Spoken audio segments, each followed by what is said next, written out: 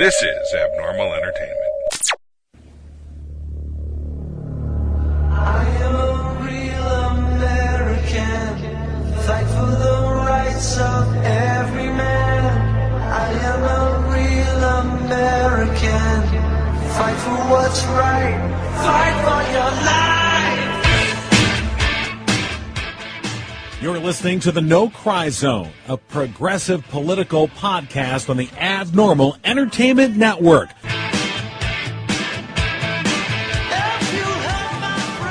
And welcome to the No Cry Zone. Back again for the 102nd, third time? No, we're not counting anymore. We stopped counting after 100, like Agnes. On the show 300, will we still be talking about Agnes? On show, yes. How could we not? On show 300, this feels like show 300 with President Doofus and the Keystone Cops running Congress. Yeah. It just That's every week, but it feels so long. I'm weary already. I'm weary. Oh yeah. I didn't get this weary with Bush until he was gone. Mm-hmm. Then I could be like, oh God. Whew. But no way, man. This is rough. It is, and so of course the latest controversy about kneeling players. Here we go. How dare you kneel? And so, of course, this all began last year with Colin Kaepernick taking a knee, causing a kerfuffle. Mm-hmm. And this was in response to all the, of course, shootings of unarmed black men by police. His reasoning was that I can't stand for a country that turns its back on me. Right. You know, that's the metaphor. That's the message. And it was a kerfuffle last season. He was then unemployed and remains unemployed, even though his quarterback rating is quite high and higher than many of the starting quarterbacks in the NFL. He remains unemployed by any NFL team. And, of course, because of this stupid thing. But the controversy, such as it were, had largely died away until Friday night, when one Donald J. Trump... Donald J. Trumpleton. at a rally in Alabama, started shoveling out the red meat. There you go. He wasn't shoveling the red meat out. He was full on shoving red meat down people's throats. Yeah, it was just he had a meat cannon. Yeah, meat cannon. Open, you get some meat. Open wide. It was like a t-shirt gun. Blah, blah. Firing meatballs into people's faces. Yeah. So he, of course, reignited this whole thing, and he called for the firing of players, and the owner shouldn't allow this, and don't kneel. And if you're not standing, you're disrespecting veterans for some reason. Right. So, of course, the funny thing, now a lot of the NFL owners, of course, are Trump supporters, have donated to Trump's campaign. And I think he thought, I'm on pretty safe ground here.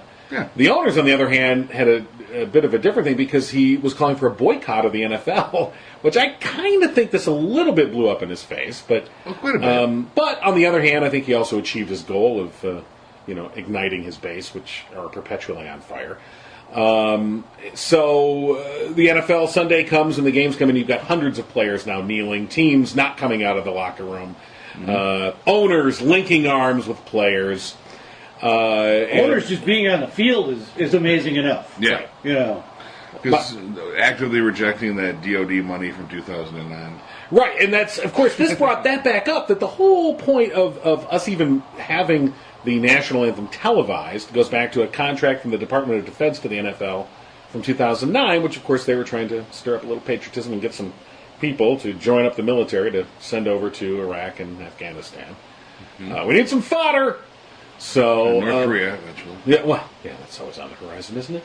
So this all played out Sunday. And then, of course, the big Monday night game, Dallas Cowboys, Jerry Jones, one of the most outspoken owners. Everyone's wondering, what's Jerry Jones going to do? And I saw this great post Monday afternoon, and somebody had said, they put up a meme of Jerry Jones and the statement that he had made previously about, I'll fire their asses if any of these players kneel, and I'll never kneel, whatever. And they said, yeah, Jerry Jones has got it right. Jerry Jones will never kneel. So Monday Night Football comes along, and it starts with Jerry Jones kneeling with players. Now, he did it before the national anthem, and I thought it was actually a very interesting compromise. He knelt with the players, linked arms, solidarity, acknowledged that they had some grievances, and and then they stood for the national anthem. So interesting. But I went back to that post, and somebody said, "Hey, by the way, I saw Jerry Jones kneeling," and the guy was like, "I want video proof." And then somebody posted the video, and he shut up. I want. It's Monday Night Football. What? It's like the highest rated video proof of the week. Oh, yeah. I need video. It's fake news. It's just yeah. So, okay, now we've seen this now ripple through, and this is where I think Trump wins. This is now rippled through our society, if you will, as every dingbat out there is now become a constitutional law professor. Correct. Trying to explain to us that we are fighting for your rights, not to display your rights. That's what men and women died for, was for you to not express yourselves. See, and but this is where I think that the dingbats are losing. Okay. They are losing because they are now faced with things that are uncomfortable. So, they're not mad because some black dude's kneeling. They're mad because they have to look at it. And they have to face it. So now they got to come up with an excuse that gets them off the hook for being uncomfortable. And so right now, this is the 60s all over again. The establishment hated the protests because they were protesting. They had nothing to do with what they were, but it's uncomfortable. And the apathy that we've shown for the past 30 years of not, just accepting the shit that's handed down is now largely over. So the trumpeters and the rednecks and the people that sit on their ass shoving chip dip into their face during the national anthem at home are now faced with realities. It's one thing to see Rodney King beat up on TV. He probably deserved it. Ha ha ha. It's another thing to see these people, these wealthy individuals, who probably wouldn't generally like Trump if he wasn't a scumbag, because he's going to cut their taxes. Right. These NFL players are going to have far less in taxes with this new tax plan coming by, and they're going to make a lot more money. And it just doesn't matter. So I think we're making the orange flakes very uncomfortable. That's a good point. No, and I think it's the same as the lunch counters. We are going to go there and be peaceful. You may be injured, but you are not to fight back. And that was to show where the real evil lies in this conversation. And I do think that, in this day and age, where are you supposed to protest? How are you supposed to protest? If you have a viable case to say things are happening, and what nobody has brought up about the whole millionaire thing is there was recently just a millionaire football star. I think he was in Vegas, and a shooting went down, and they went immediately for him, didn't ask any questions, threw him on the ground. Yeah. It wasn't until later that they figured out he was a millionaire football guy, and still no apologies, no nothing. And I think that was a catalyst for the rest of the teams to say, hey, I'm a parent. I've got a kid that's growing up in this world. In this current situation, I'm scared. And you can't statistically take that away from a parent. Is I have a recommendation that I would like to make. How shall I make it, sir? I mean, that's the easiest way I can say this is, yes, they're using their status and they're using their primetime coverage to get it done. They should. But they are not burning the flags. This is no different than George Clooney. A lot of them are still got their hand over their heart. Like, I take that as I hope. I hope I can get through to you people about my side of it. And I really do think of this as an empathy problem. Is the people who are for the military, which I don't think that's what military fight for. They don't fight for this piece of cloth. They fight for their brother. They fight for the man next to them. They fight for their unit. They fight for their people back home. They fight for all kinds of different reasons. The Constitution, freedoms, this and that. But it isn't for this piece of material that is a symbol of all of those things. And it's not a song. It's certainly not a song. If you saw all the lyrics to it, yeah, further, encroach slavery on the country. And the one conversation that I'm really pissed off that isn't happening is all of the things that came out Friday night. You know, Trump care was on its dying legs again. Trey Gowdy's now looking like he's colluding with the Russians. We've got Mueller maybe already indicting Manafort, possibly on his way to his people right around Trump. There are things that Trump is trying to bury, and he is an expert at this. He's been doing this for 30 years that I know of.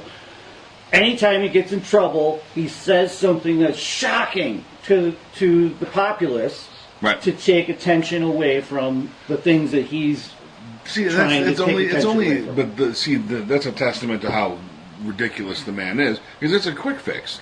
It doesn't put the problem doesn't go away. No. It's not going away. It's getting bigger. It has been getting bigger. Once you can't say something and stop an indictment. No, but he can continue to distract while all of that happens, all the while infuriating his base and keeping them on his side. Immaterial. Nope. Immaterial, as long as he's not distracting the prosecutors. But I agree. Yeah, well, yeah, but I think Rob's larger point, though, is the motivation for doing this is more about his base, keeping them away. And kind of what you were saying before about it's uncomfortable now, saying, why are these people kneeling? Because you're right. Now it's become a thing where people are going, well, wait a minute, why are they kneeling? Yeah. Because before they were literally oblivious as to why. And in fact, I got called out by somebody who was very upset because I posted a news story and mentioned that the kneeling incident began with Colin Kaepernick last year, and because of social injustice and the shooting of unarmed black men, and they were very upset. I obviously was slanted that I had posted that, and I said, why? Because that's what happened. And they were very upset because, well, obviously you've shown your slant in this. And I said, well, please explain to me what is untrue in that statement. Right. And I never heard from them again. Right. But the level of their anger... Just believe it. Yeah. Yeah, but the level of their anger, that how dare you, it was like, shh, don't mention it. We don't talk about the blackies. The other whites might hear. Okay. It's to go back to the empathy, there is concern from police, whether warranted or not, we don't know, but they live a different life than we do. We need to listen to their side of the story. There are good cops, there are bad cops. The servicemen, I've heard 4-star generals come out in favor of against. There is a conversation here, and I guess the most wicked part of this whole thing for the people who are against this is now they have to have the conversation. Right.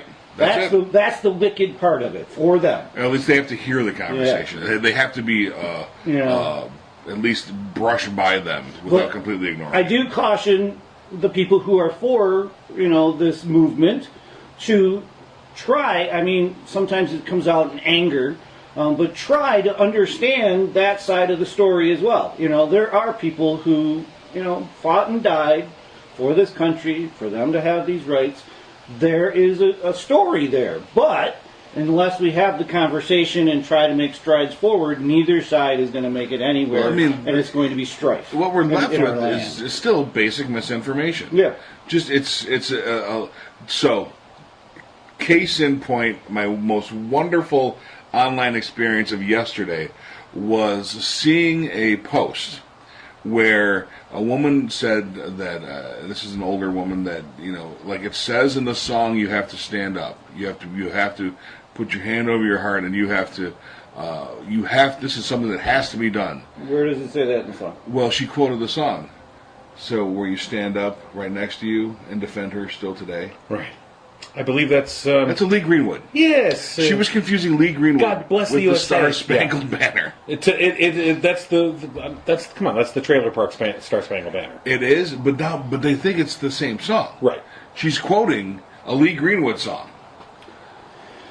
That's about as bad as the "Kick Saddam in His Butt" song. You remember that one? I don't remember who did that one, but that was a terrible one too. And it's so we're left with why. If this level of basic misinformation stands and they like it and they keep it and they don't want to be informed, why am I having this conversation with them? I'm not. It's pointless. No, I honestly believe it's a generational thing. You are having a conversation with their children. the more that we put up our argument, they put up their argument, we're not really ever going to come together as us. It'll come together in the next election or the next, or most likely with your children and my children, we'll have seen the struggles that we have endured and say, I don't want to do that anymore. But it's not an argument. We're simply stating these are the stated reasons for kneeling. And these people are saying, well, the Star Spangled Banner said to stand up right next to her and defend her still today. Right. And Yep. We're apples and oranges, man. Well, there are other arguments. We're apples and poutine. And if, I don't know. I can't think of anything more different. And I don't know if you guys have been seeing them all in your Twitter and your Facebook feed. I don't see too many people of color burning their gear. No. Right. I have seen some people of color that are somewhat laughing at it because these aren't their role models anyway. And they're basically saying, pick yourself up from your own bootstraps type of message that, we don't need to be arguing in this way, we need to be arguing in other ways. But without this, the conversation would not be happening, and we go back full circle to that is the wickedest part of this whole problem. Still left with, college-educated men of color who are millionaires making you feel uncomfortable. Yeah. But the question, why are you uncomfortable? That's the real question. Why are you uncomfortable talking about this issue? Have an opinion, please. Mm-hmm. Be prepared to back it up, by the way. Without Lee Greenwood's Without Lee Greenwood exemption. And that will come to fruition, David. Those arguments will be shot down. And just like John, please explain the untruthful part, and he didn't hear from him again. But see, he didn't change his mind. He went to a different crowd. No, yeah, absolutely. And pretty soon those crowds will slowly dwindle, and understand. Kept saying that, though. No, I think what's going to happen, much like in The Walking Dead, how they turn into herds. Right. Okay. When The Walking Dead first started, they were everywhere. They're, oh my God, I can't turn. I'm turning left. I turn right. There's zombies, walkers. And now it's to the point where you don't see a lot of walkers in the course of the everyday episode. Now they're in herds. Mm-hmm. They've sort of all found themselves into these herds that are here and there. And sometimes you run into them and you're like, oh my God, a herd. And you either, whatever, you get out of the way. But I feel like you're right, Rob, that they do leave these conversations and then they don't come back because they don't really largely either want to or can argue. Willing or able. Right. And they're gone. And they're going to go to their own safe space, ironically. And this goes back to the whole snowflake thing, which I have found that because the biggest snowflakes that we've seen since the start of the Trump era are the Trump supporters. I mean, they're the ones that are the biggest snowflakes, i.e., they want their safe spaces and they don't want people to talk about things that they don't really want to talk about. Because they don't want to talk about racial inequality.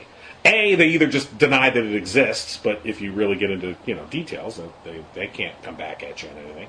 Mm-hmm. And then if they have to acknowledge that it exists, well, that's a whole different ballgame. Then it turns into, well, I've been held down too. White privilege isn't a real thing. Right.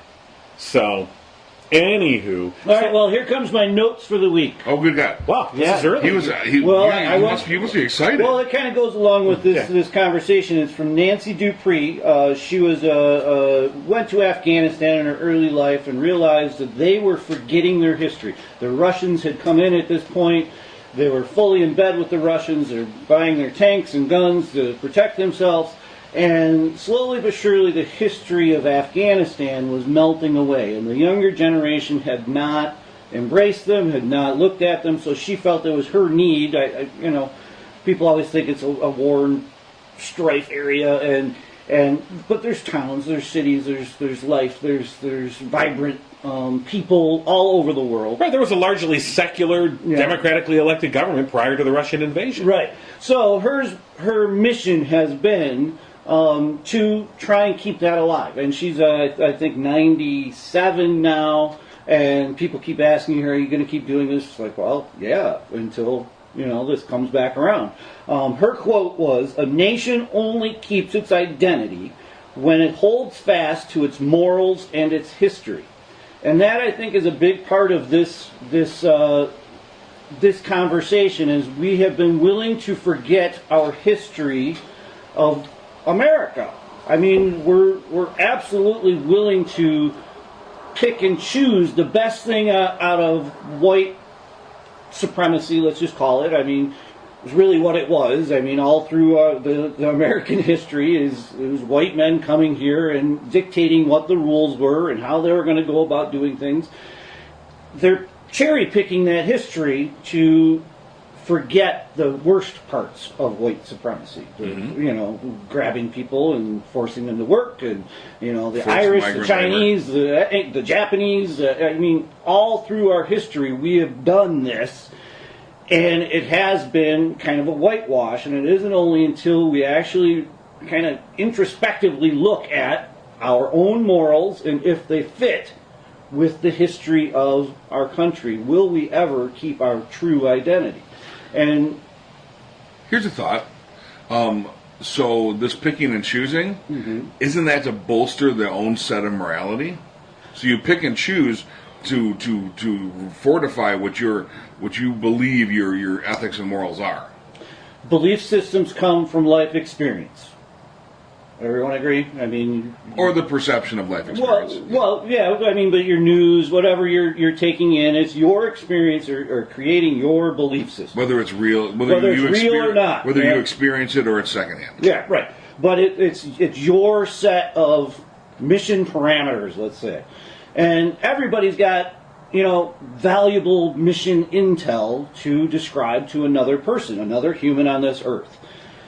If we don't do that, then the whitewashers win. Then the fake news or the crooked media or the sides take over and allow you to do this. There's always been a narrative to history, right? And whoever's writing it is the one that gets to determine what the narrative is. Thus, we have this ridiculous Thanksgiving story, or the fact that Columbus is a hero, great explorer. Well, that goes back to David's point of you can find others. You can go to a different book. Right, but that was a narrative. That was a narrative that was taught through generations for a purpose. Yep. There's pageants. But in the last 50, 60 years, that narrative has been fractured as people have brought forth evidence to say, well, yeah, not so much. But it's been fractured, yes, but it hasn't been adopted. Well, but it's you could almost say it's in the process. For instance, Los Angeles this year not celebrating Columbus Day, celebrating Indigenous Peoples Day. Now, that's just one small, teeny little example. That's the left coast. That's it. I'm not saying there. It's all fixed. But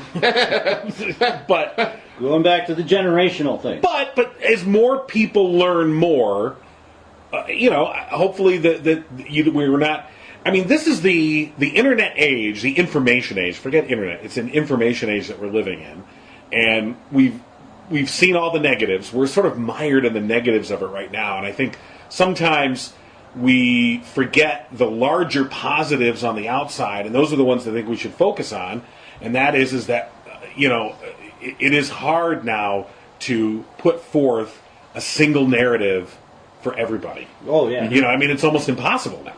For a government or a society to say, this is your narrative, unless you're North Korea. I don't know how you can do it anymore. Not even China. Yeah. I mean, they're, they do the best they can, but good luck. Yeah, they're even shutting down the information. Right, and that's what I'm saying. They try actively to, but they're losing that battle, as they will. I mean, technology will overwhelm them. So it's those societies that embrace technology and information. Right. I think they're the ones that will be that will win in the end. We just have to come up with some common ground rules on how to deal with this. Some sort of education, some sort of smarts for kids. Because look, my kids, are the kind of the first generation to grow up with smartphones.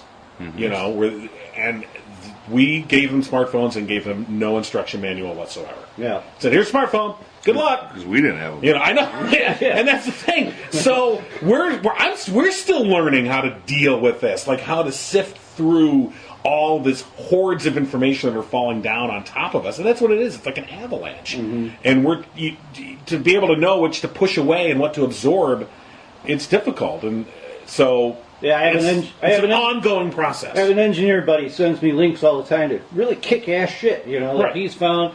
But whenever I happen to see it, I have to make that decision of, am I going to absorb this information that I know is from a credible source? Right.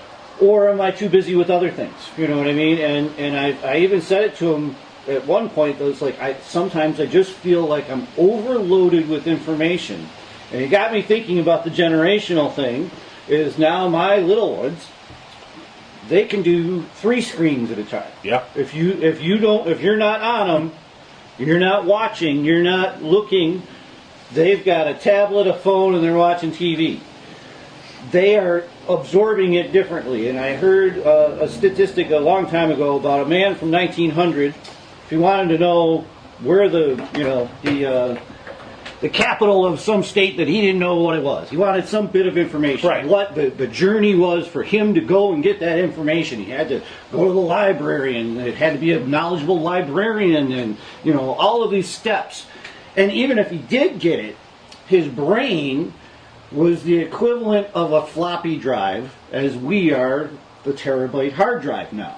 We can absorb much more, we can hold much more, and that next generation will be able to do even better. Right. And the next generation, and Well, the they're next not generation. proving it. Well, you don't even have to go back to 1900. I was just thinking about this the other day.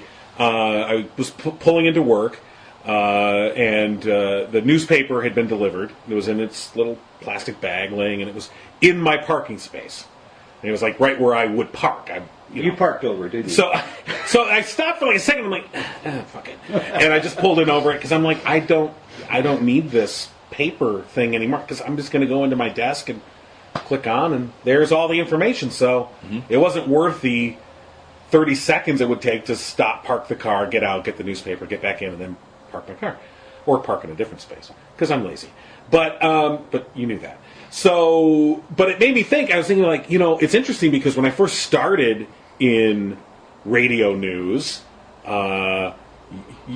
you'd be like waiting for the paper, like, because you had 2 sources of news. You had the AP wire, and it really was almost like it was a printer. It was a dot matrix printer, and changing the ribbon was okay. Anyway, so you had that, and then you had the newspaper. There was no internet. I mean, that's how old I am. And the paper would come, and you'd be like, you couldn't wait. If the paper was late, you'd be like, oh my god, I don't know what to tell people. Just go. Obviously, good morning at 6 o'clock. The paper is late. This newscast has been brought to you by. We should be playing soft music at this point. And now information abounds, through the internet and otherwise. But so you don't even have to go back that far, and even you don't have to go back 30 years. Yeah. I mean, you just go back 3 years. Even digital cameras and video recorders and all of those things came with no set of instructions, and it was all just huge information overloads. And now, think of your parents. They would put up the pictures of you and your kids, and they're probably still up. Because they're probably still up in their house if they're still alive. And they were cherished because that was the only information that was available at the time. Now people take, 300 pictures. 300 pictures at a concert. Right. I mean, one concert. And it's like, do the math on that. That is a lot of information of capturing the whole crowd. You could really go through and do a forensic analysis of each and every concert. It's amazing how many crimes still go unsolved. Well, it's just wait for the next generation. It's so because I went to a concert about 6 weeks ago, and I actively tried not to take too many. I did take a short video, and I took a couple of snaps, and that was done. But you just, people aren't even enjoying, and I'm guilty of this as anyone else, where you're so busy documenting it. We're all documents. We're all Ken Burns now, even though although Ken Burns making a documentary about a Jackson Brown concert, I'm not sure. But anyway, he'd make it good. He probably would, better than me. And but the thing is, everything is through the screen now. Like you said, the 3 screens. Mm-hmm. So like we're watching TV, and you got your laptop, or your tablet, and then you got your phone, and that's and this is all sort of. But there's even the viewing, looking at the world through a screen, because now cameras are on our phones, and so we constantly walk around with these phones in front of us, videotaping everything, snapping everything, and I've been trying, and it's an addiction. It's hard. I've been actively trying at events and other things to just take 1 or 2 pictures. You're done. You don't need 300. Mm-hmm. You don't need them. I don't want them. I don't even fucking want. I don't know what to do with them. You know what I do with most of them? I delete them anyway. So why do I need 300? I forget to take one. I just don't do it. Right. I don't know why. Right. But you have a spouse who probably no. No, we'll both forget. Okay. We have undocumented vacations, great moments in Sid's life. Crap. You did really good. We'll talk about it a lot. We promise. I had a sketch artist. I described what happened. I have a project sketch artist with me at all times. Well, I heard Amazon is coming up with a new kind of Google Glass, Right. And they're very vehemently calling it reality augmentation. Oh, God. They have there's no headphones. The stems of it vibrate, and you get to hear things in your ear. It's they're only going to put content in the outer rim of it, so that you don't have to focus on it. It'll just be coming to you, and that's where we're going. It will just slowly but surely seep into you, and you won't even know where you got it from. And this information out there will be so plentiful. I keep thinking of how the Europeans fought the Russians in some of their elections, where they knew the Russians were coming to steal, and they would just give it out to them. They would just inundate them with information. Letting them sift through took enough time to get the election held, without much interference. So it was this thing, and I keep going back to, at a certain point, we will realize that isn't a bountiful path, and that we will come back to conversations, we will come back to one-on-ones, we will come back to librarians who have real knowledge, we will come back to books because they've been printed, someone vetted it out and figured it out, and we're deciding they're going to print it. I never will. Yeah. No, books, anyone that can upload a file is now an author. Books, out the window, goodbye. You can't trust them. Mm-hmm. You really can't. Yeah. Even like well-designed stuff. Yeah, you can't trust it. I'll happily Tony Stark the rest of my days, looking at my little Iron Man helmet, and I got all my information around me, telling Jarvis what to do, and not talking to another human being would be so great. Right. Forever. Oh God! Well, I'd love to be different issue. I'd love to be Burgess Meredith in the end of the Twilight Zone episode, like Time Enough. But not break your glasses. Oh, totally break my glasses too. Oh, I'll just listen to records. There's books on tape. I mean, look how old I am. Books on tape. It's going to be awesome. That's not a bad path though either, David, because what would happen if you think of Tony Stark is he became self-sufficient. He creates his own power. No, Jarvis. He has Jarvis. Well, he created Jarvis. Yeah, but he still needs Jarvis. If you use your kids to mow your lawn, you're self-sufficient because you created those kids to mow that lawn. Okay, well, I'm in now. So not a bad path. I mean, I don't know where we're going. I will full-on hermit in a heartbeat. Full-on hermit. No, but I understand the impulse. I haven't binge-watched a TV show, like, really yet. Yeah. I'm saving them all up for when I full on hermit. You're not going to hear from me. I'm going to be like, what's Dave? He's watching Orange is the New Black, like season 1. Wasn't that 40 years ago? Yeah, but he's catching up. Well, I go back and watch the old Twilight Zones and stuff like that. There's stuff in there that's valuable, Right. So, well, I've been watching the original Star Trek series Kirk? in order with my daughter, my 9-year-old. And it's been because I've seen all these Star Trek episodes like 14 times each, but I've never seen them in order from 1 to whatever. You're not even you were that old. Right, exactly. And so it's interesting getting the narrative of them because I only ever saw them in reruns, and you just caught them as you caught them. But has he fought the Gorn yet? Yes. What did Claire think of that fight? He's fake. He looks really fake. Was that the lizard guy that he uses the double punch on? It doesn't work. So never does. But it's a matter of perspective, and I guess sort of to tie into what we were talking about. Again, here's a show I had watched for decades, had seen every episode for sure, several times at least, and watching them in order, you get a whole different perspective on it. And then watching it with somebody else's eyes, with my daughter. And you've read history books over again. I have, and you take a different take out of it each time that you read the history book. Depends on how many times did it take. Well, my other daughter, my teenager, she comes. I have a big library I love books. I get a big thing of books, and she's always like, why do you keep these? You already read them all. I'm like, because I might read them again. When do you ever read them again? And I go, okay, well, that's good. I've read this one again. I've read this one again. I just read this one again. I'm reading this one again. And she does not compute. Mm-hmm. Like if you read a book, you're done with it. You can burn it now. And Sing Heil! Right.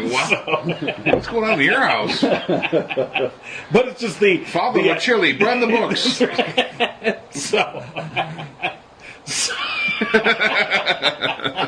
Yeah.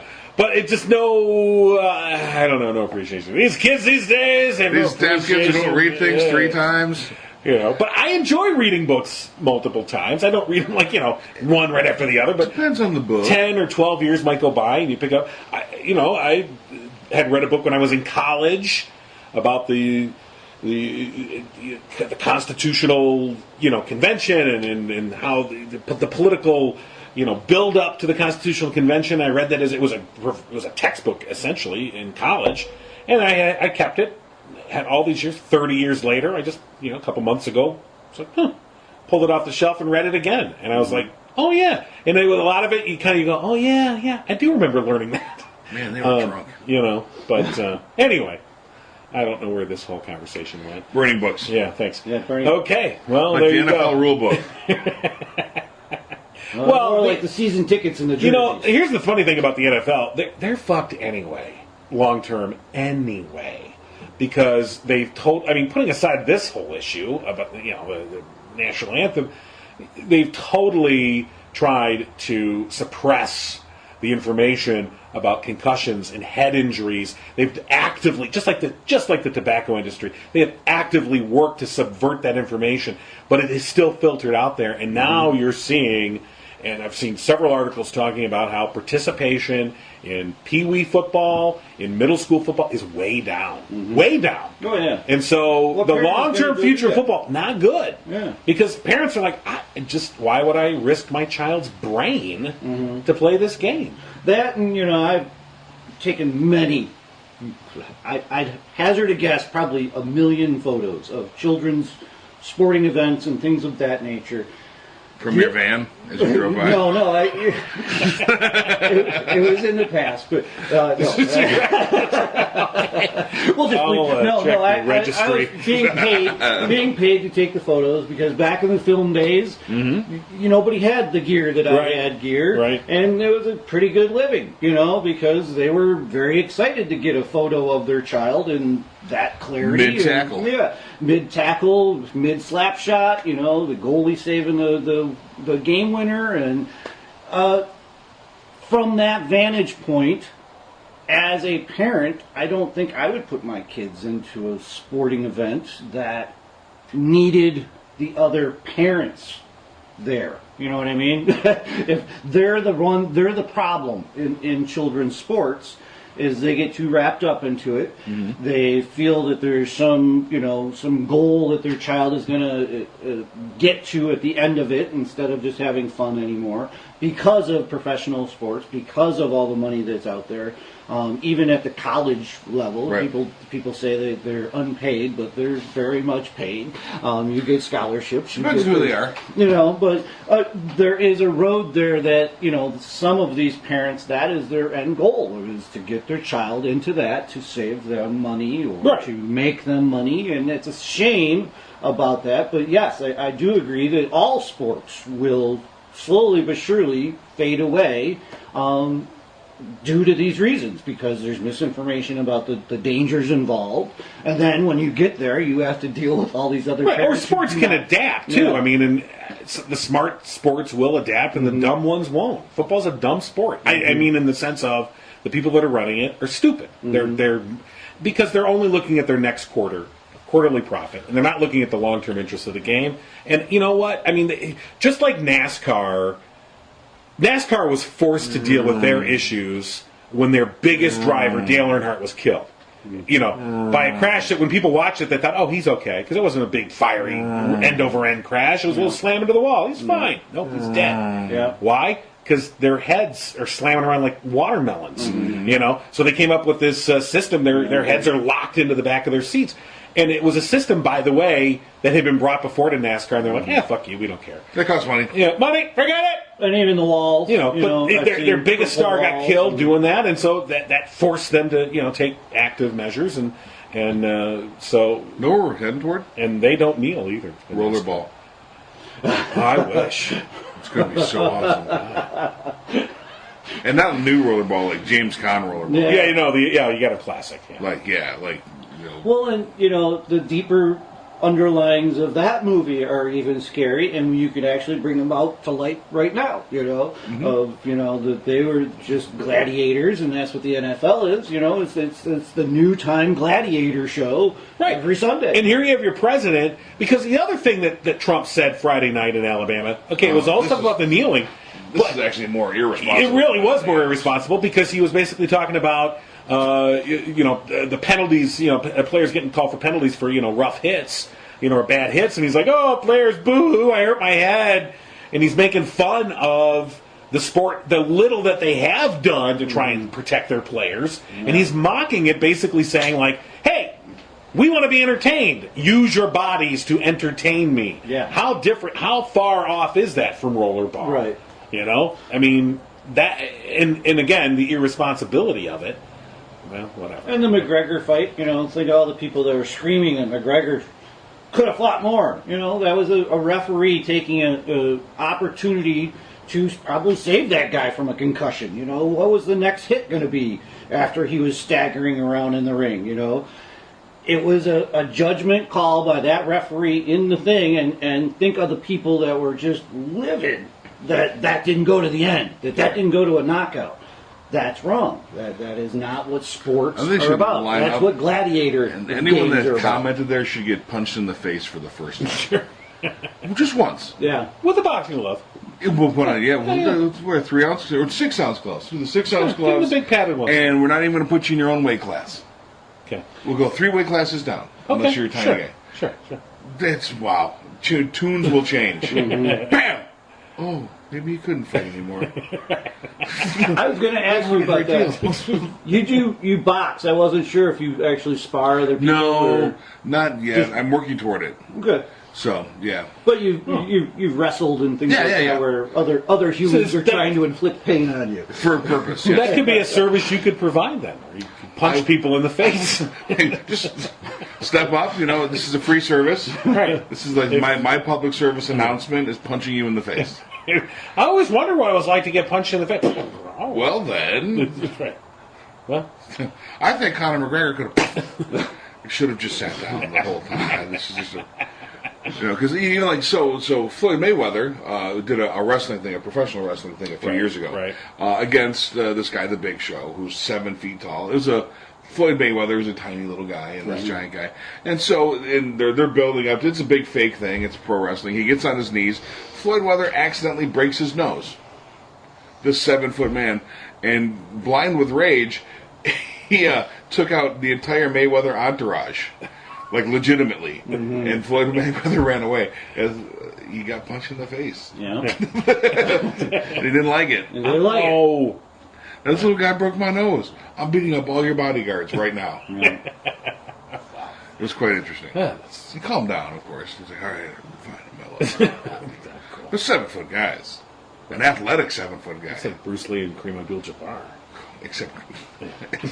Except Bruce didn't run. Good point. Yes, good point. And I don't think Kareem really had a shot. No, not really. It was fun to watch. Kareem Abdul, I forgot about that. He could do the sky hook. The sky hook. He kept skyhooking, and every time he did skyhook, Bruce Lee would 1-inch punch his face into oblivion.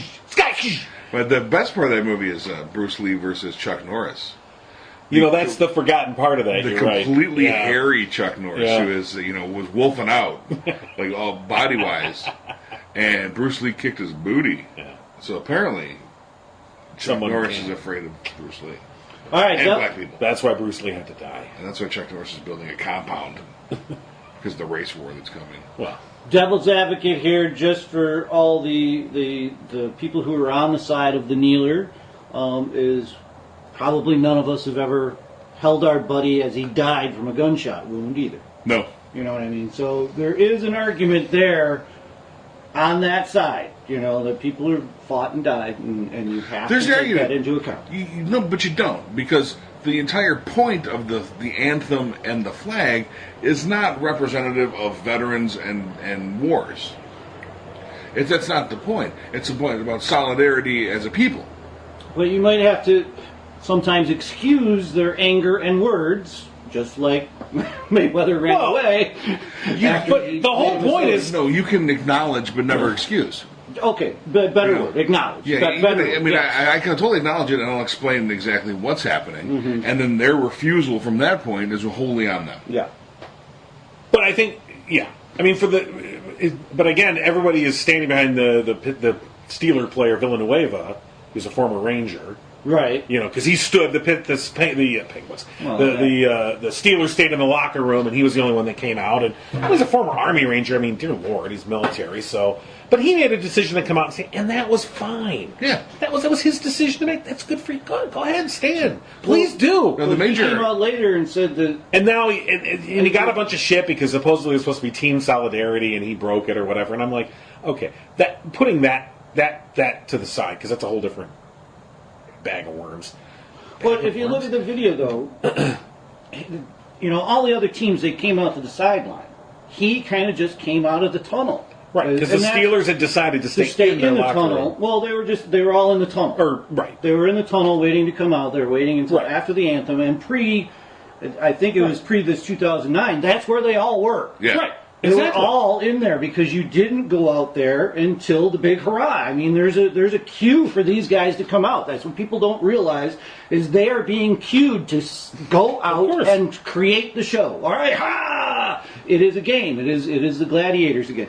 But he just wanted to come out and be at the end of the tunnel. He wasn't out on the line. He wasn't But away he did from come his cue. out. Right. He wasn't like out in the middle of the field. He wasn't on the 50-yard line. Right. He did just come out. He Out was in of the public tunnel. view. And if you look right behind him, there's always a crowd right there of the people who have, I call it the golden ticket access. Right. They get to be there for that certain amount of time, and then the ushers kind of shoo them away, and that's like a big rah-rah for them. The people with the money, they pay their season tickets, they know the right people, they get to be on the Right. field. Right. And there was a crowd of them, and he just kind of came out in front of them. I would understand. not, as a player, stand behind those jerks either. You know what I mean? I would not do that. But he even acknowledged that he basically wanted to come out and stand for the pledge, for the anthem. And again, former Army Rangers, military. I think you can understand. I think you're being a little bit dense if you don't understand why especially somebody that served active in a war zone, why they have a bit more invested in that flag than maybe somebody else might. But the point I was trying to get to was that was his choice. Good for him. I support you having your choice to do that. No one should criticize you for coming out and doing that. And no one- As in, no one should criticize another player who says, you know what, I can't stand for this anthem for the reasons that we've talked about. I'm going to take a knee. I'm not disrupting anything. He's not out there waving the middle finger at the crowd. He's not, got a bullhorn out saying, fuck this anthem. I mean, he's quietly taking a knee. That's his expression of protest, and everyone freaks out. So the guy that stands for the anthem, he made a choice and he expressed himself, and that's wonderful. But the guy who kneeled, well, how dare he express himself? Right, and the big argument that I see is the financial one. Well, the owner, I wouldn't be able to do that in my job if it was a Right, requirement. right. I'm like, yeah, you're also not, a highly educated millionaire either, and you don't do anything special. These guys are incredibly special people to be able to play this game at that level. Whether you like it or not, there's very few people in the world that can do it. Right. And that's what they're getting paid for. And if they're utilizing this stage, so be it. I mean, we condemn filmmakers that don't use their voice, and just like Michael Bay, slap, trap, crap. Well, he could change the world, by having a statement inside this film. And the minute someone says something, it's kind of uncomfortable. I don't want to hear this one. Like, Spike Lee. Yeah. There's a great voice in cinema that people are uncomfortable with because they're faced with things that aren't right, and could be through apathy that they're not. Well, it's apathy is the key. People want to be apathetic because not having apathy requires action. And they want to be led. And obviously they want to be led. I mean, obviously there's too many people that really don't want to have to make decisions on their own.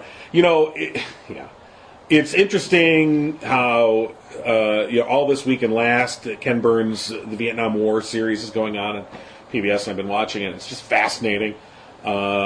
It's interesting how they've detailed, documented, if you will, it's a documentary, the American public's changing relationship to the war. As originally, when it first in the early '60s, it was our boys out there fighting commies, and of course we're going to support the president. We're going to support our boys in the field, and then as time goes on and casualties start coming. There's more and more funerals in mid-America. Those families begin to go, well, wait, why did my son just die? What's going on here? So the question started, and how the American public largely had been force-fed this narrative, and then slowly and then very quickly changed their perception of this war changed very fast with the Tet Offensive and all the rest. But it just shows how much we still live in that post-Vietnam War world. We think, this is a war that's 50 years ago, and that's all ancient history now. And it's like the world that existed prior to Vietnam and the war and the world that exists, at least in the U.S., post-Vietnam is just entirely different. And we don't trust anything, rarely, that comes up. But what we've seen since 9/11, and this is the thing I was thinking about, was now it's sort of come full circle. Because now there's this growing thing since 9/11 of just do what the government tells us. Just believe what they say because I need to be safe. I want to be safe. I have to be protected. And I don't want to think about it. And I don't want to. It's a weird dichotomy, too. But I believe everything they say, but they can't do anything right. Right, I love that. Yeah, exactly. Right. How could they run healthcare? They can't do anything right except save me, except protect me. Right. The other thing that came out of watching just the other night, and I found this to be highly interesting, it was a reminder, and I already knew this, but they went into great detail about how. When Richard Nixon ran in '68, he had a secret plan to win the Vietnam War. And, of course, he had no plan at all. He even privately acknowledged, this war sucks. We can't win this fucking war. And that right before the election, Johnson was able to get the South Vietnamese and the North Vietnamese he did a bombing halt, and he got them to agree that there was going to be peace talks that would have produced a treaty. This is 1968, okay? The war went on until '73. And they got this treaty together, and Johnson, though, was bugging the U.S. Embassy. He had the FBI bugging the U.S. Embassy, and he was also bugging Nixon. And the FBI provided him with here's the tapes of Nixon basically coordinating with the South Vietnamese government to back out of the peace talks, so that he could win the election, because Nixon's guy Humphrey would have won in '68 had there been the notion of, hey, we're going to wrap this war up, we got a peace going, and this is just weeks before the election, and that they have on tape. They played the tapes. We have the tapes of Nixon coordinating with the South Vietnamese government to pull out of those peace talks and let him win. And then, of course, we had 5 more years of war. Tens of thousands of more people died. Of Americans, and hundreds of thousands of more Vietnamese died. Basically, you had a political candidate. I know this is so unheard of. A political candidate coordinating with a foreign power to throw an election. And it was interesting because Johnson knew about it, and he couldn't. He had to decide whether to say something in the days before the election, and he didn't because he would have had to then disclose that basically he was illegally wiretapping people, right. And he didn't. And this tragedy then continues for 5 more years. So I guess it put in perspective what's going on now with Trump and Russia. We've been through this before. This is not the first time we've had. It just feels foreign subversion. It's different. I'm not saying it's exactly the same, but this has happened before. And the parallels between Nixon and Trump are becoming ever so clearer. And aside from the fact that one was competent and evil, Right. The other one's incompetent and just kind of mean. Yeah, and it's still evil. But Incompetence. but still. Has I'm not gonna anybody leave gotten which states were actually infiltrated on the voter rolls? I missed that. There was 20 states. I It was know 21 Wisconsin, states. Pennsylvania. Michigan wasn't listed, but there were 3 states that they didn't release. I have to think Michigan was one of them, but they haven't. There's 3 states supposedly that were infiltrated that weren't released. I don't know. Huh. Whatever. It's a mess. So, all of that stuff will come out, and that is how the Vietnam War sea change, if you want, kind of happened. Was that information finally came out, trickled out, drip, drip, drip, drip, and it changed the conversation from those are our boys, we better support them, to those are our boys, you better get them the hell out of there. Now, what goes with that, though, just like always, misplaced anger. Yep. Like against those boys. Mm-hmm. So they'll get blamed. Mm-hmm. And I think, maybe maybe all this vile and rancor and venom for kneeling and disrespecting the troops is, a ham-handed make-good to how awful the Vietnam vets were treated. Well, if you want to think about that back then, is there was that same contingent on that other side that was saying pretty much the same things. You protesters are nothing but dirty, smelly hippies, and you don't represent my values, and you're wrecking America, and blah, blah, blah, it goes on and on. It's the same story. Right, but it's interesting to note that the anti-war movement, especially by 68, 69, 70, was largely being led by veterans who had served in Vietnam. Yeah. They were the strongest and the loudest of the group. Yeah. Who had come home and said, "This war's bullshit." Yeah. People are dying for nothing. And interestingly, you said how people, they learn the truth and they change their tune.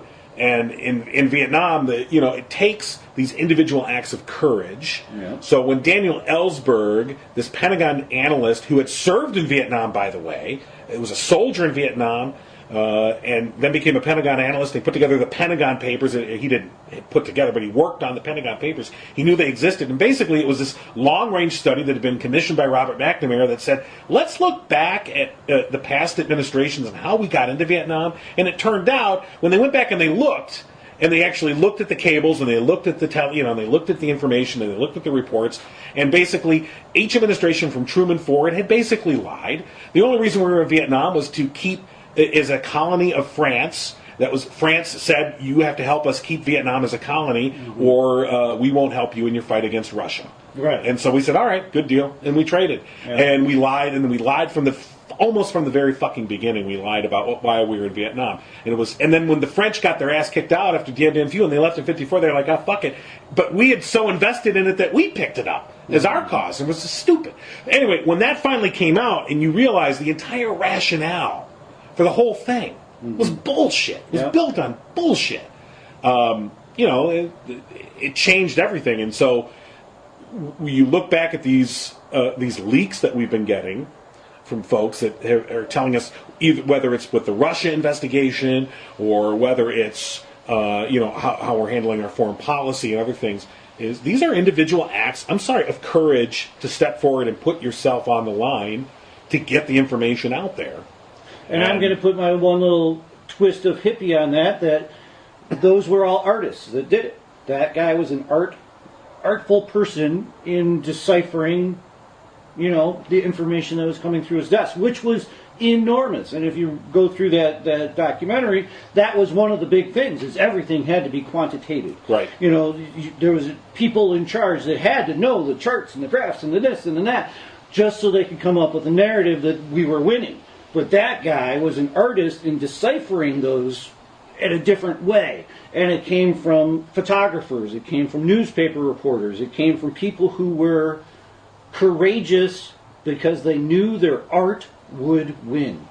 And that, I hope everybody can kind of take that to heart, is that we all are an artist in one shape or form. And if you use that art for good, you can almost triumph anything. Wow, that was a hippie twist. That's Use a your hippie art twist. for evil. You can. I think that's what Donald Trump does. He's an artist of bullshit. And Carrot Top. Carrot Top too. He was All really the weird. gingers. So we don't have much time left, so I want to get some opinions quickly on All right. things that are Yes. happening that Yes. are out there. Mitch McConnell, formerly the political wonderkind, unable to do anything, pulling the ACA replace legislation again. Right. Thoughts, go. This was inevitable, and the fact that he couldn't see the fact when this stupid bill got put forward a month ago, it was like I'm like, this won't pass. It won't pass, and they still harbor this thing. Even today, now that they pulled it, Trump was saying, "Oh, we'll bring it back next year." And I'm like, okay, whatever, Donnie. But as far as McConnell, I think his reputation is irreparably damaged, as it should be. Is he the rube? No. Is he the rube that Trump thinks he is? No, I think he's got his own agenda and had to play along with the uppity ups to get to where he wanted to go. I think they've created a coalition that's unmanageable. It is unmanageable. You've got such disparate ends within the Republican Party.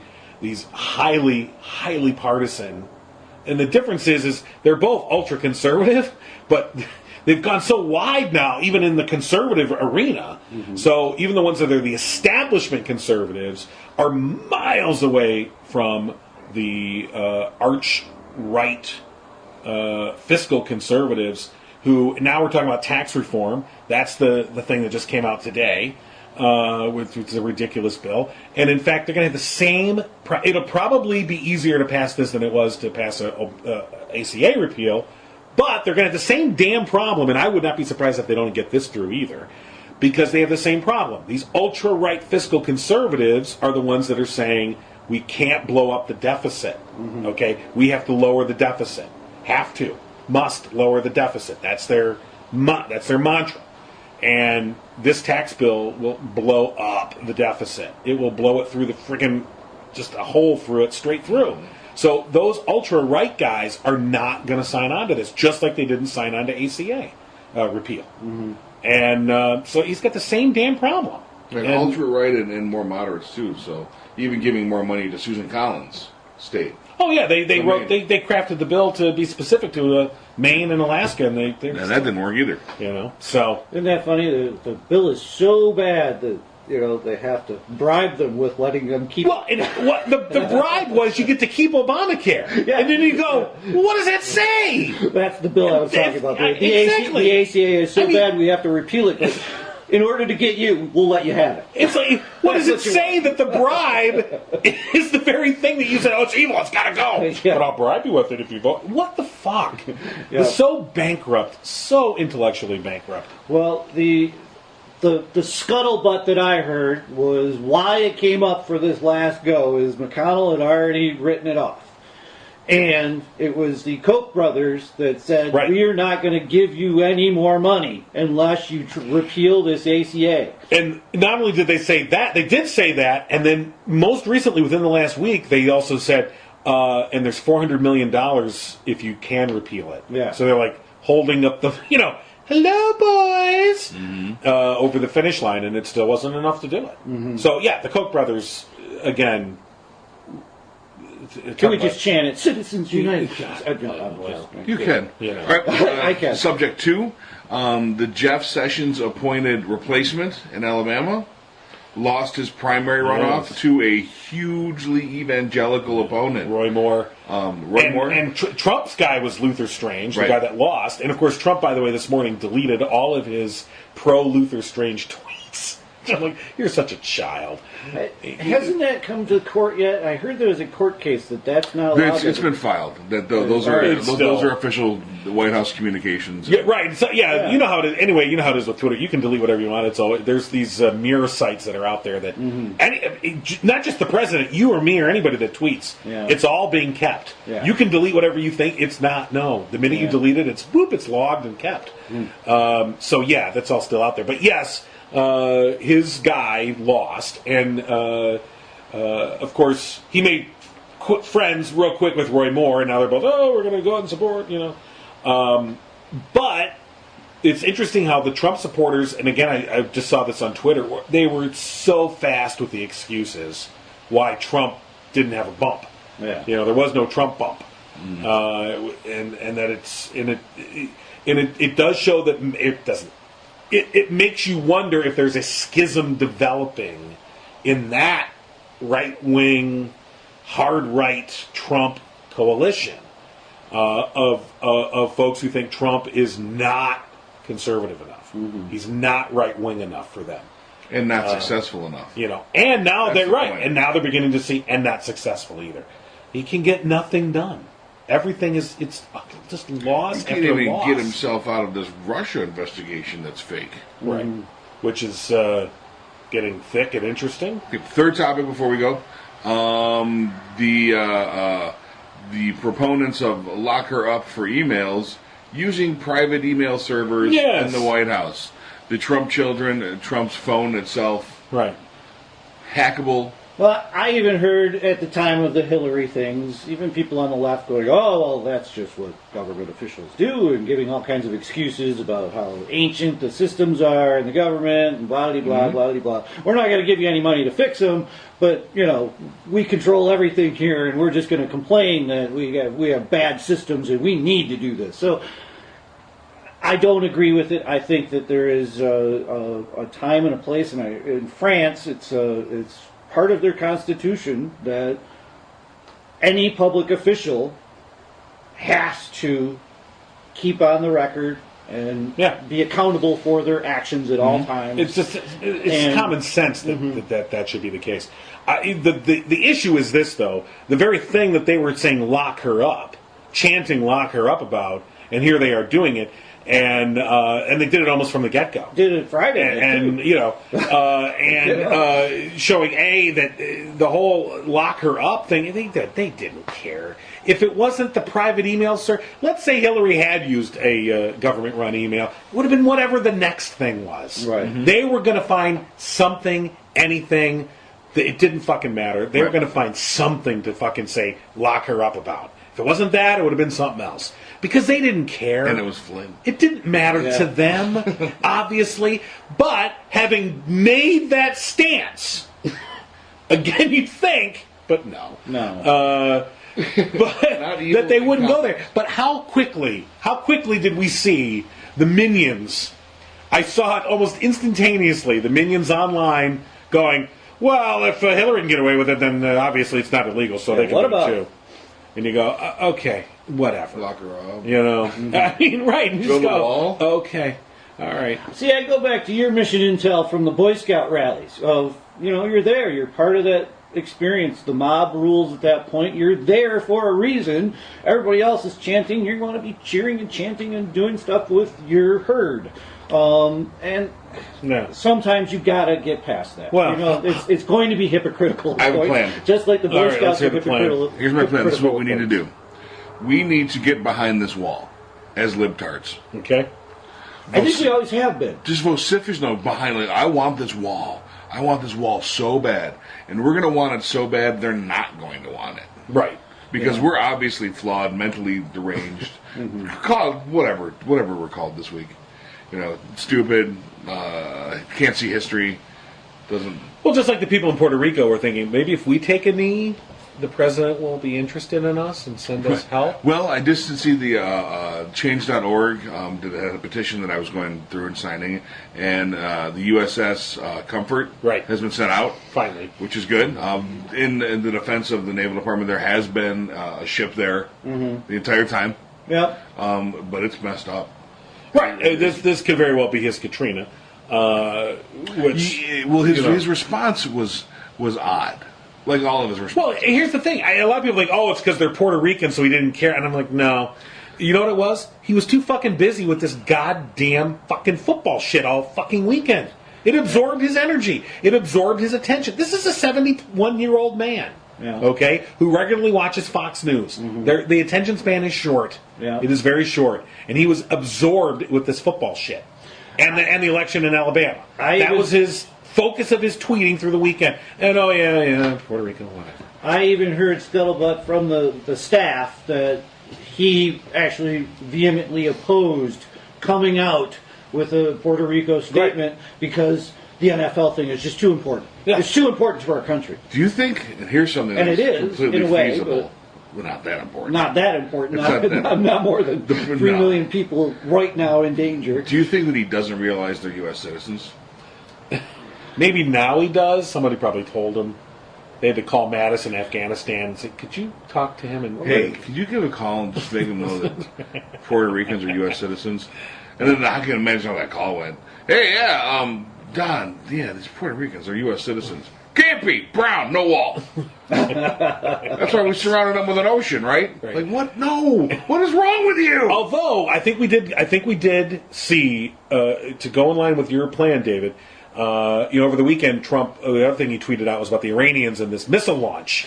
Okay, missile launch is in violation of the treaty, and then it turns out, well, no, the launch was 7 months ago, and it was old tape that they were showing on Iranian state TV. And the Iranians were trying to pass it off. It was propaganda on their part.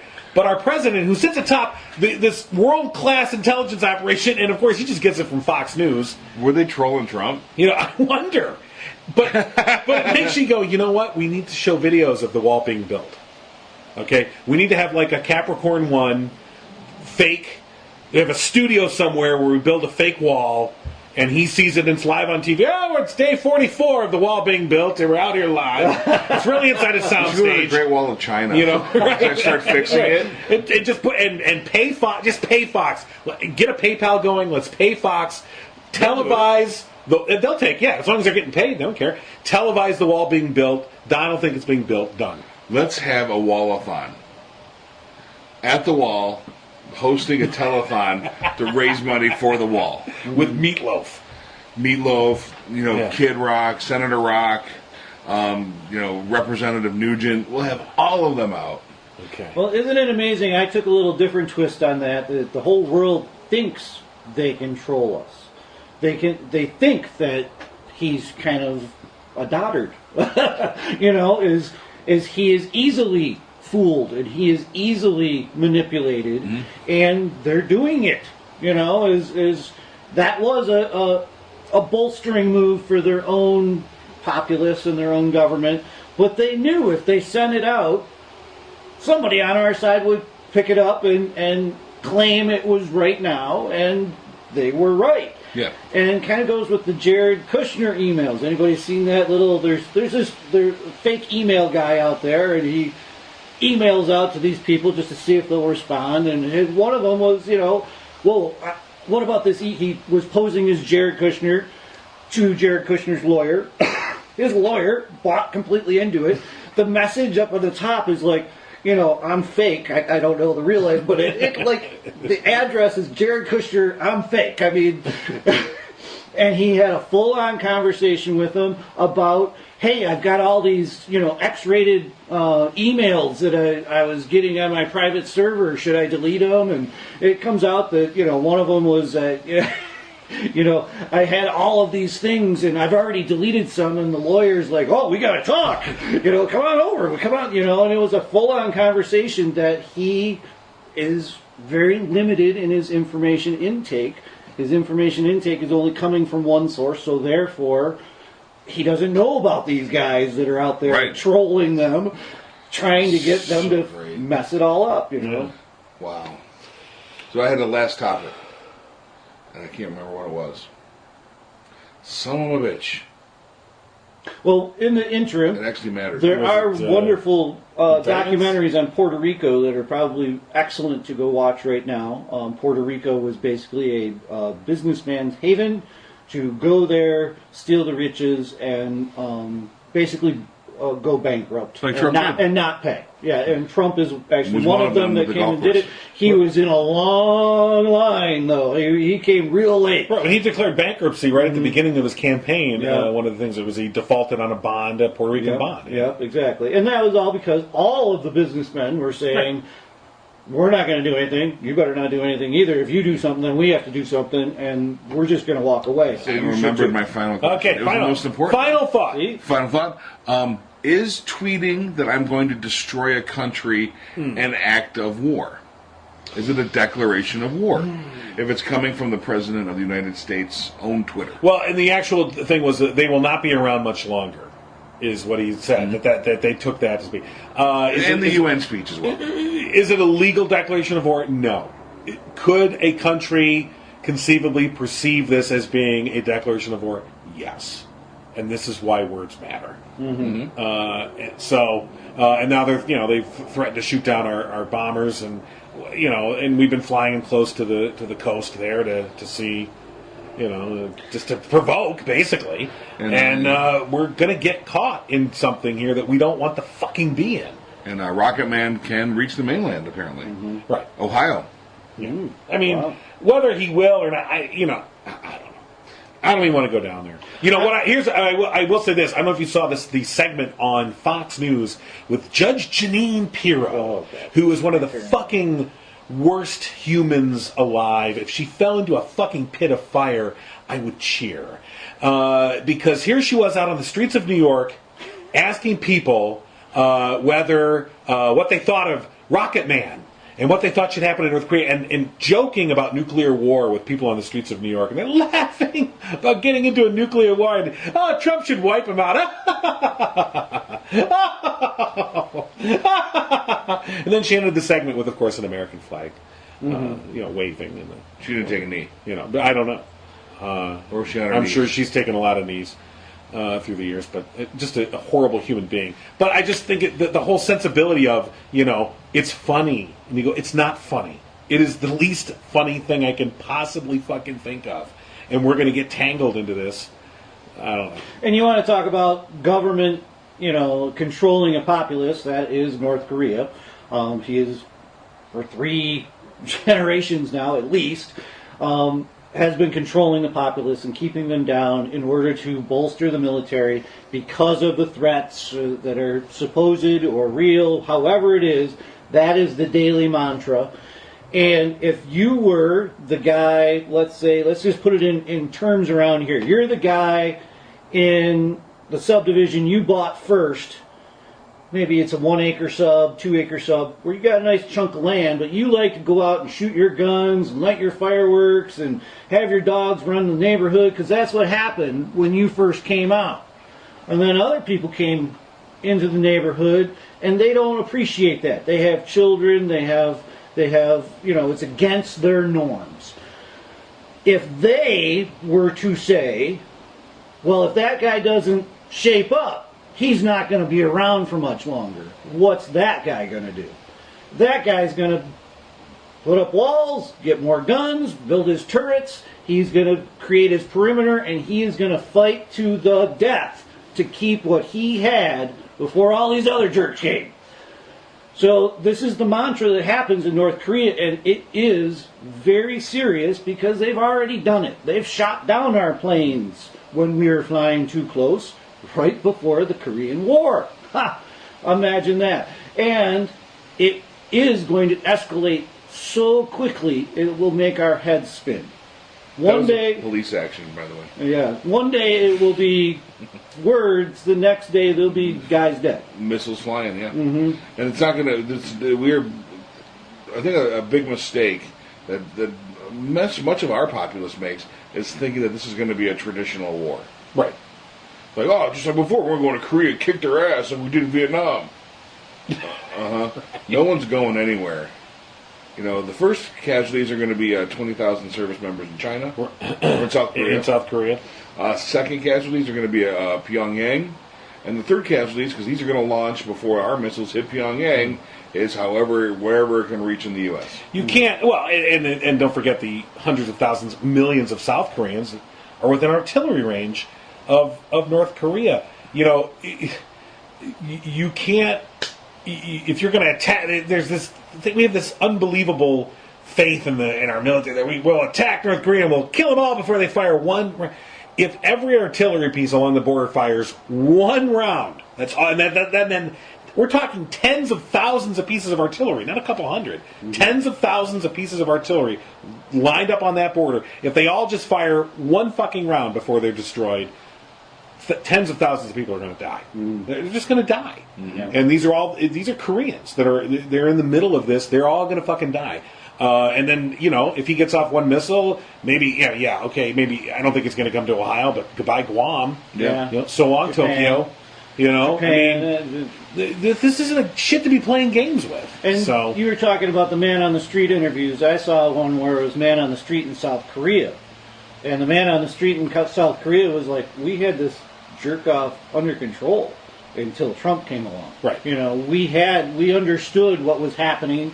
We knew it was all bluster, and it was all aimed at his people, not at the world. It wasn't until Trump came along and started poking the bear that now we're afraid. It wasn't until Trump came along and started talking like Pyongyang. I mean, the shit he says, that's the kind of stuff you got out of fucking North Korea before. And the hyperbole, the bald-faced threats, that only came from one side before. And now Trump, now that it's coming from both sides, you're right. People are going, wait a minute. And you have to go full circle with that. Why is Trump doing that? Is it to do the same thing as what he's doing in North Korea?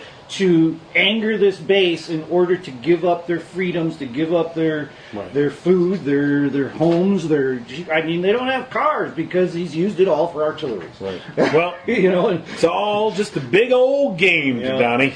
Yep, big old game of Risk. And he doesn't hold Australia, so he's never going to win. No, you got to have Kamchatka. Well, some are waking, some are sleeping. From Kamchatka to the Gabon, above the trade wind, wingtips beating. We're calling out for